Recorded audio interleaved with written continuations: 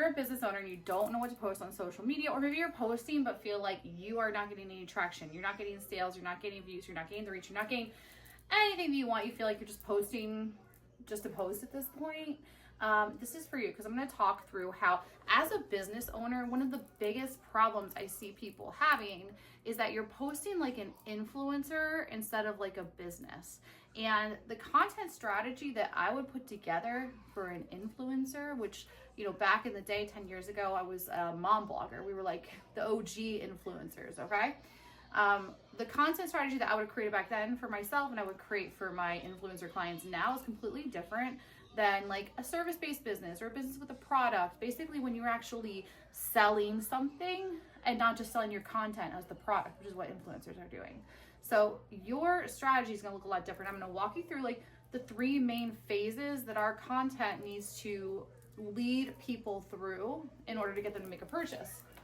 So we've got our like cute little friend here. Oh, hello. Number 1 is attraction content. This is where people are just getting to know us. They're meeting us for the very first time. And so not only is it an introduction to us as the business, but a lot of folks might not even understand that they need what we're selling. And so this could also be called like an awareness stage, where we are getting them to be aware of the problem that they have. So for example, me talking to you as a business owner, potentially you know that your content's not working, but you don't really know why. You just know you're like overwhelmed, you don't know what to post, but I know that the reason you're having this problem is because you don't have the proper strategy.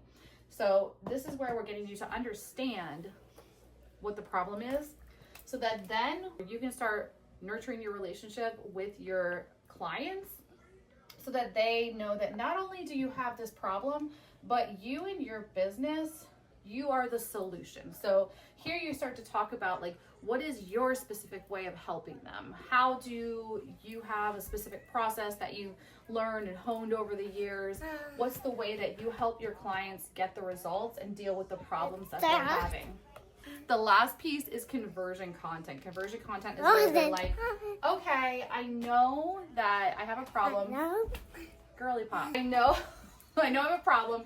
I know that this business is probably going to be the one to help me, but they need to actually pull the trigger and make the purchase. And so in this conversion piece, this is where we share our social proof, we share testimonials, we talk about case studies. What are the things and questions that they might have lingering that are stopping them from actually making the purchase? Just kind of like figuring out what those last few pieces of information they need in order to make the decision, and we're giving them those pieces of information. So selling, a lot of times, which is what your conversion content is, feels like it's got to be like super salesy and like talking about all the like features of the products, but that's really not what it is. This is just like that final stage, and a lot of that really, if you go heavy on like social proof there, that's usually one of the best ways to get people over their objections.